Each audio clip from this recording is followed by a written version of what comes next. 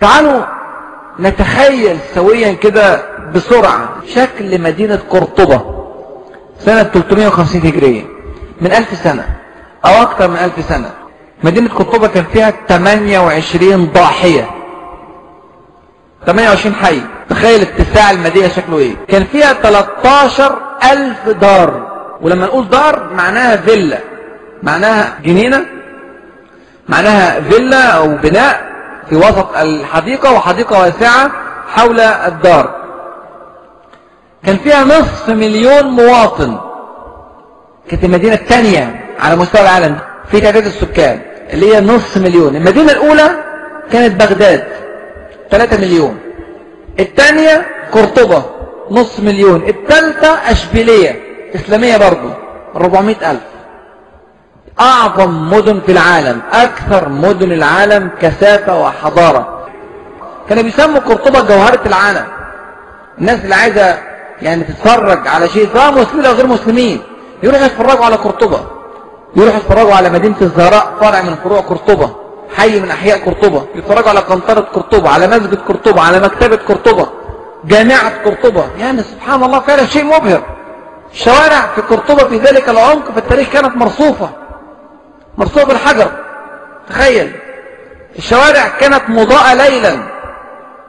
في القرن 21 الآن في بعض المدن غير مضاءة أو بعض القرى غير مضاءة. مدينة قرطبة من 1000 سنة كانوا مضاءة ليلا.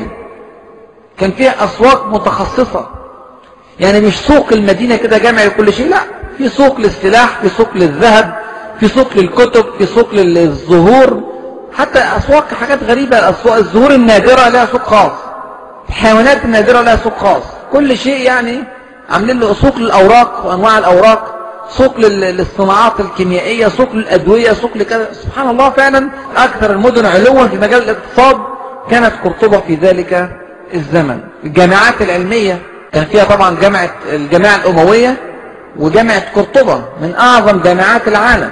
وكلنا عارفين الرسالة المشهورة التي أرسلها ملك إنجلترا إلى أحد يعني حكام المسلمين هشام بن عبد الرحمن الثاني في الأندلس، ويرجوه في هذه الرسالة أن يعلم ابنته مجموعة من علماء إنجلترا العلوم في جامعة قرطبة. ومضى الرسالة: خادمكم المطيع ملك إنجلترا. قرطبة كان فيها كم مستشفى؟ باريس عرفت المستشفيات بعد المستشفى الإسلامي الأول ب900 سنة. بعد المستشفى الإسلامي الأول ب200 سنة قرطبة كان فيها كم مستشفى؟ يعني قبل باريس ب700 سنة كان فيها 50 مستشفى في مدينة واحدة. كان فيها 3000 مسجد. وتخيل حجم المدينة، شيء طبعا مبهر يا إخواني. دي مدينة قرطبة سنة 350 هجرية. تعالوا نبص على مدينة فاس سنة 600 هجرية.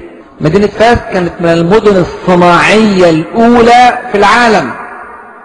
مدينة فاس كان فيها أكثر من 3000 مصنع لنسج الثياب، بالضبط 3064. كان فيها 47 مصنع للصابون، 86 مصنع لدبغ الجلود، 116 دار للصباغة، 12 مصنع لتسبيك الحديد والنحاس، 11 مصنع للزجاج، 135 مصنع لصناعة الجير المستخدم في الطلاء، 400 مصنع للورق، 188 مصنع للفخار. كان فيها 200 مكتبة لبيع الكتب سنة 600 هجرية، يعني من أكثر من 800 سنة من دلوقتي. هذه مدينة فاس. وهذه أمثلة، ليست هذه حضارة المسلمين العلمية. احنا بس بنفتح صفحات بسيطة جدا جدا جدا في حضارة المسلمين العلمية. الحضارة الإسلامية يا إخواني فعلا كانت حضارة تجمع بين علوم الشرع وبين علوم الحياة. كانت حضارة تجمع بين بناء المصانع وبين بناء الإنسان. حضارة تجمع بين المادة والروح كما رأينا. حضارة تجمع بين سعادة الدنيا وسعادة الآخرة. حضارة فعلا متميزة، حضارة فعلا مختلفة عن غيرها من الحضارات.